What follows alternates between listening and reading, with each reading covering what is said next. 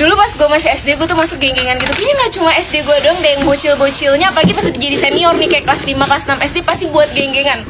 Udah gitu saking niatnya ya, geng gue nih bikin nama. Gak cuma sampai situ aja. Jadi gue sama temen-temen gue tiap hari kita penampilannya harus sama. Mulai dari rok di atas lutut nih dilipet, abis itu rambut tuh harus sama banget deh. Hari Senin dikuncir, hari Selasa dikepang, hari Rabu digerai pakai bando, sampai hari Jumat. Terus hari Jumat kan biasanya kalau bocil-bocil SD pada umumnya kan pakai bergo kan. Nah gue sama temen-temen gue nggak mau tuh sama nama mereka semua.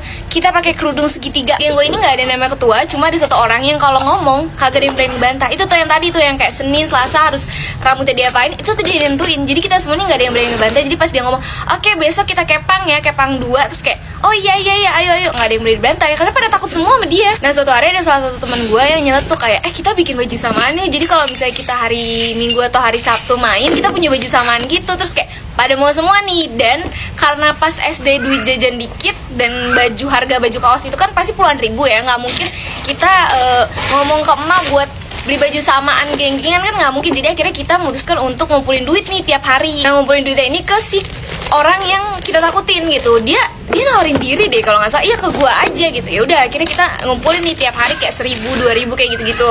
Suatu hari gue balik sekolah bareng sama nih orang yang teman gue nih yang ditakutin sama teman-teman gue yang lainnya yang ngumpulin duit ke dia. Terus abis itu jajan dulu nih. Pas jajan dia ngomong gini ke gue, ini gue pakai dulu ya uang kalian, nanti gue ganti kok di rumah, gue punya duit, kata dia gitu. Terus gue kayak oh ya udah pakai aja, orang duit ada di lu juga, kayak lo mau pakai yang penting lo ganti gitu maksudnya. Terus kayak ya udah pakai aja.